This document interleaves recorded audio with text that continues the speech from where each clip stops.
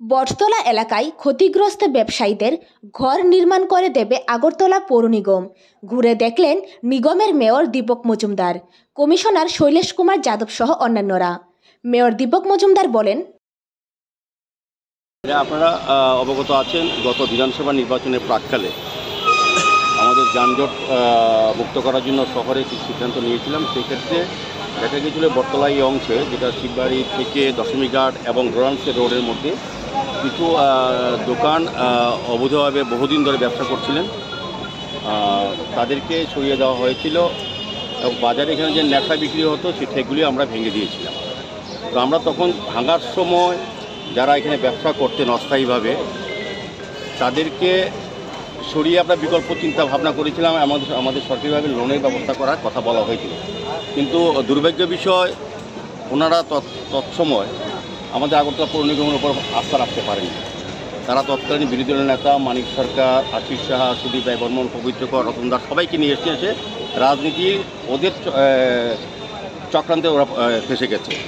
আমরা বলেছিলাম, যখন তৎকালীন যে বাজার কমিটি ছিল, সঞ্জিত দাশগুপ্ত সহ যারা ছিলেন তারাও ওই মানিকবাবুদের মদত দিয়েছিলেন। তখন তারা সত্যিকারে যারা প্রাপ্য বা যাদের দোকান ছিল তাদেরকে আমার দেওয়ার মানসিকতা ছিল। যে কোনো কারণে বাজার বন্টন করেছে, অনেক নাটক, অনেক রাজনীতি করা হয়েছিল।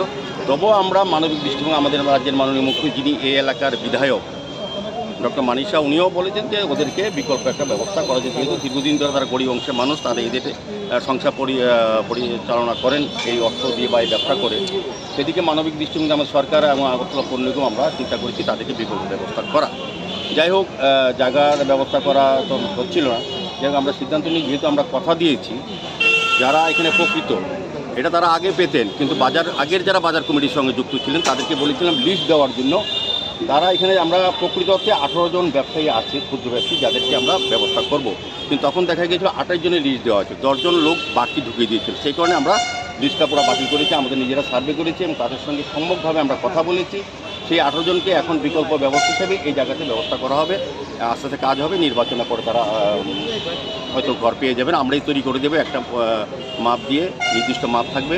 তো এই 18 জনকে আমরা এখানে জায়গা দেবো, এখানে একটা পার্ক করা হবে, এই জায়গাটা খালি রাখা আমরা দেবো, যাতে যারা এখানে ব্যবসা তাদের অসুবিধা না হয়, আর যারা ব্যবসা করছিলেন তাদের যাতে এখন সুযোগ হয় সেই ব্যবস্থা করা হবে। আজকে আমরা এই জায়গাটা পরিদর্শনে এসেছি এবং যারা 18 জন তাদের সঙ্গে কথা বলেছি, লিস্টটা একটা ফাইনাল করে ডিসিশন নিয়ে নেব। আস্তে আস্তে ইলেকশনের পর তাদেরকে বসানোর ব্যবস্থা করা হবে। আজকে আমাদের মধ্যে এখানে এই ওয়ার্ডে যিনি কর্পোরেটর জাহাঙ্গীর চৌধুরী মহোদয় আছেন, এমএসি মেম্বার আমাদের তুষারকান্তি ভট্টাচার্য আছেন, আমাদের কর্পোরেটর নিতু মহোদয় আছেন, আমাদের কমিশনার সাহেব আছেন ডক্টর শৈলেশ যাদব, আমাদের এডিশনাল কমিশনার সাজ্জাদি, আমাদের অ্যাসিস্ট্যান্ট কমিশনারগণ, আমাদের ইঞ্জিনিয়ার সুদেবী, বিভিন্ন আধিকারিক আছেন, আমাদের সমাজসেবী সঞ্জয়বাবু, যিনি এর সঙ্গে যুক্ত থাকেন, সবসময় আমাদের সহযোগিতা করেন। সার্বিকভাবে আমাদের পুরো মিউনিসিপ্যাল কর্পোরেশনের উচ্চপদস্থ একটা টিম এসছে, তাদেরকে পুনর্বাসন দেওয়া, তাদেরকে বসানোর ব্যবস্থা করা।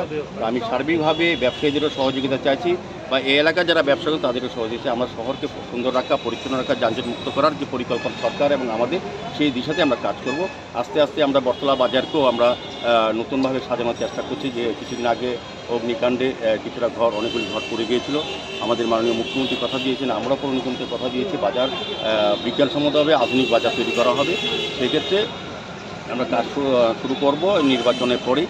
তো আমার আশা থাকবে ব্যবসায়ীরা আমাদেরকে সহযোগিতা করবেন, কারণ এটা আমাদের, আমিও বলবো, আমি ব্যক্তিগত বলবো, মেয়র হিসেবে আমার একটা চ্যালেঞ্জ, এই বটতলা বাজারের উন্নয়ন করব। যেই অবস্থায় থাকি আমি বটতলা বাজারের উন্নয়নের সঙ্গে, সরকারের সঙ্গে থেকে পৌর নিগম আমরা এই কাজগুলি করবো। আমি সার্বিকভাবে সকলের রিপোর্ট জনদর্পণ।